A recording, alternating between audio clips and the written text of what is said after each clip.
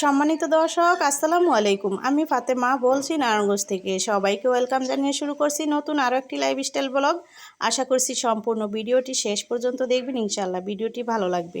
আমরা গ্রামের বাড়ির উদ্দেশ্যে রওনা দিচ্ছি, কারণ কিছুদিন আগে আমরা গ্রামের বাড়িতে গিয়েছিলাম। সেটা হচ্ছে আমার শ্বশুর বাড়িতে, মানে দেবরের ছেলের অনুষ্ঠান ছিল, সেখানে গিয়েছিলাম।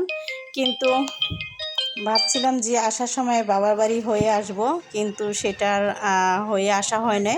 তো সেখান থেকে হচ্ছে কিছু কাঁচা আম আনার জন্য আর হচ্ছে বাড়ি ঘর একটু ঘুরে ফিরে আপনাদের সাথে শেয়ার করব। তো এই জন্য আবারও চলে আসলাম।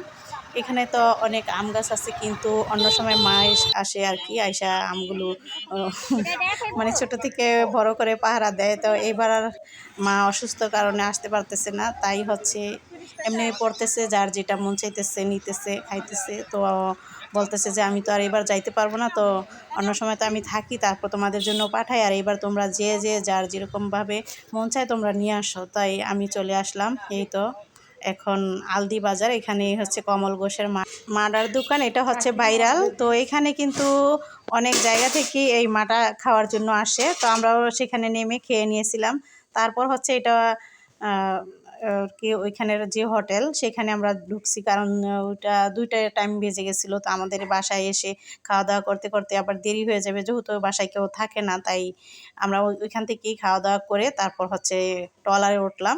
তো এই তো নদী পার হইতেছি ট্রলারে উঠে। ট্রলারে যখন উঠলাম তখনই দেখি আমার আর কি চাচাতো ভাইয়ের বউ, ওর সাথেও দেখা হয়ে গেল। তো একসাথেই আমরা সবাই আসলাম। ওরা আর আমরা কিন্তু পাশাপাশি থাকি। তো যাই হোক, একসাথে আমরা এক জায়গার মানুষ একসাথে আসতে পারছি, ভালোই লাগছে। এই তো এখন নদী দিয়ে আসতেছি, আর চারপাশটা আপনাদের সাথে ভিডিও করে দেখাচ্ছি। দেখুন কত সুন্দর। এভাবে ট্রলার দিয়ে কিন্তু এই নদীটা পার হতে হয়, তারপর হচ্ছে অটো বা বাইকে করে কিন্তু আমাদের বাসায় আসতে হয়। তো এই তো বাসায় চলে আসছে। আর বাড়ির কি অবস্থা দেখুন, এই যে মানুষ না থাকলে বাড়ির কি অবস্থা হয়। এই তো কেউ থাকে না, যার কারণে আমের কড়া দেখতে পাচ্ছেন কত পড়ে আছে, আর আম পাতা দিয়ে পুরা ভারী ঘর ভরে আছে। তো আসার পর হচ্ছে এই চাবি দিয়ে এখন ঘরগুলো খুলতে হবে, এই পাশের ওই পাশের।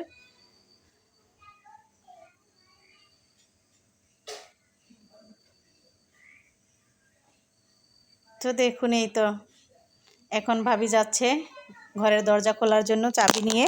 তো হয়েছে কি, চাবি দিয়ে সব কিছু খোলা গেছে, অথচ মেন যে দরজাটা সেটাই খুলতে পারেনি। অনেক পারাপারি করার পর এটাকে ভাঙতে হয়েছে আর কি। 1 ঘন্টা যাবত এই ভাঙাভাঙি আর হচ্ছে খোলাখুলি নিয়ে হয়েছে সমস্যা। তারপর এই যে উঠানে যে এত পাতা টাতা পড়ে আছে, সাইফুল দেখে তোর মাথা গরম হয়ে গেছে যে এগুলো দেখতে আমার ভালো লাগতেছে না, তাই ওই নিজেই আর কি কাঠ দিয়ে এগুলো ঘুরাইছে। তারপর আবার 2টা ঝাড়ু নিয়েছে হাতে।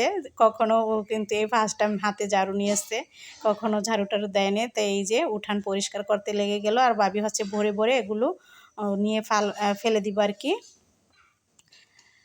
তো এইভাবে করে অন্য সময় মা আসে, তখন কিন্তু সেই আইসা এই বাড়িঘর সুন্দর পরিষ্কার করে রাখে।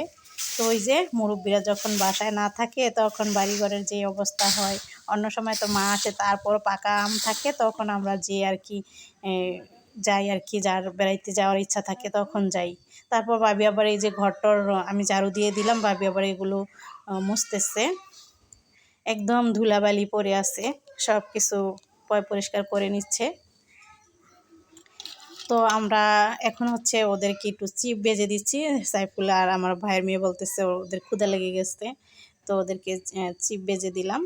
তারপর হচ্ছে রান্না বান্না করে খাওয়া দাওয়া করবো। অবশ্য দুপুরে তো খাওয়া দাওয়া হয়েছে, কিন্তু বিকেলে যে ওরা একটা টিফিন খায়, তো সেটা আর তো এখন ঝটফট করে এগুলাই দিয়ে সেই কাজটা চালিয়ে নেওয়া হলো। তো এই তো চিপগুলো ভেজে দিলাম। তো আজকের মতো ভিডিওটি এখানেই শেষ করছি। আগামীতে যে ভিডিওগুলো দিব সেগুলো দেখবেন, আমাদের সাথেই থাকবেন।